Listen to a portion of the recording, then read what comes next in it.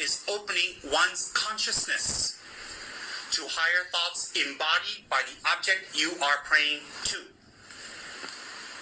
So therefore, Buddhism does not practice idolatry, because Buddhism does not pray to the pictures and statues. They're praying to the object that that statue or picture represents.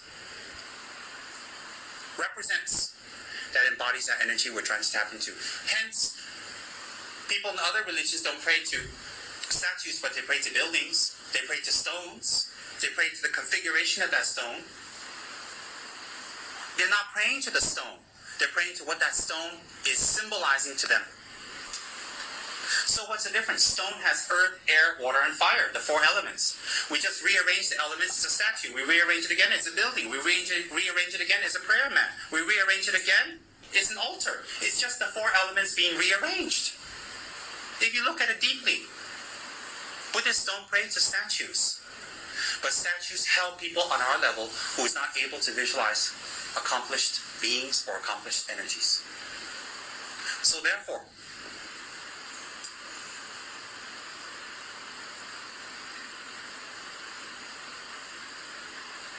when we pray, real prayer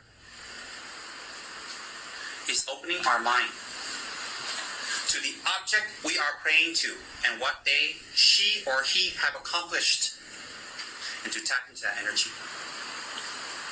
And to tap into that energy to open up the predispositions we have in our own mind, already pre-planted.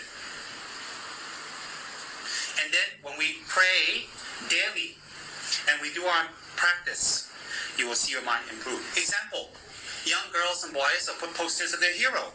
They'll try to dress like them and look like them, act like them, find out about them, try to be just like them, to become like them. That's who they're connected, that's who they're praying to.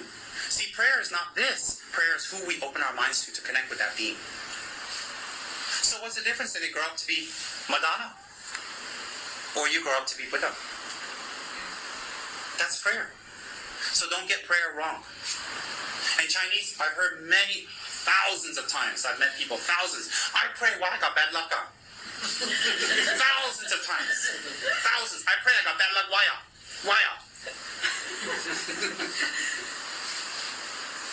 Because they don't understand. So how do you explain that to them?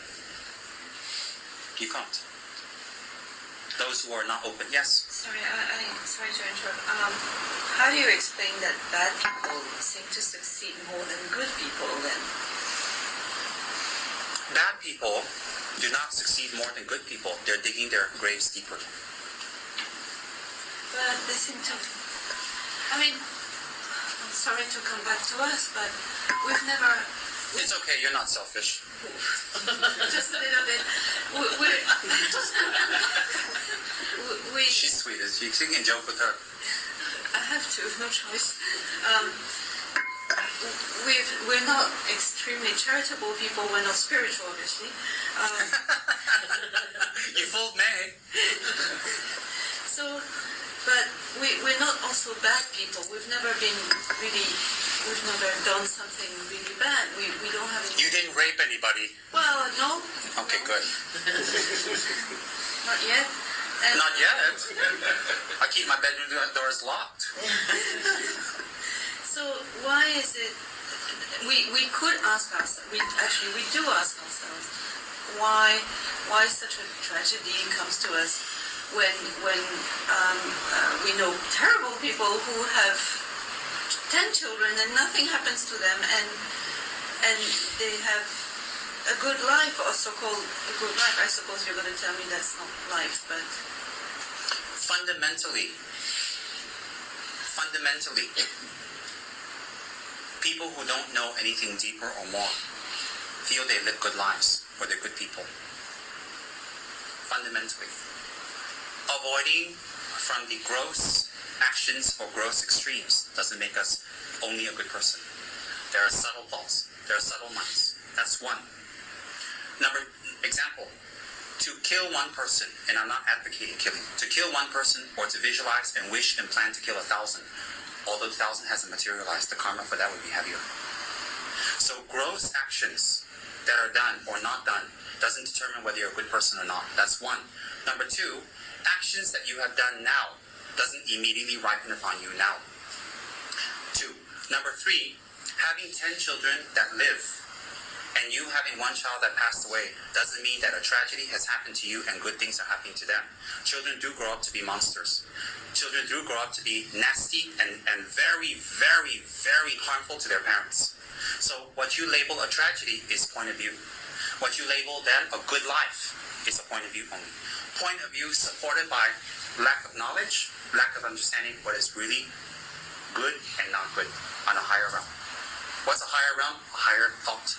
So therefore, they being nasty, I've seen people who are nasty and they come back to me and their kids grow up to be super nasty and they wait for their father to die. I've seen it, even now, around me. So you say their kids grow up and some of them even said, I wish I never had those kids. So what I'm saying to you is, what you perceive as nastiness and non-nastiness for punishment, or you're good and why do you get this and they're bad, they get this, that's only perceived. You understand that, my lady? That's perceived. No offense to your tragedy again. No. Is that okay, May? You're absorbing a lot. You look very... I don't know what's the word. You're not going... I'm very happy to see that because you're highly intelligent. And you can go far in your spiritual practice. Very far. We should take a 5-minute break. No, actually, it's already 11. I think we better let them go home and rest. What do you think? But if you found all this very beneficial, we can get together again. And we can discuss. You guys can make a time.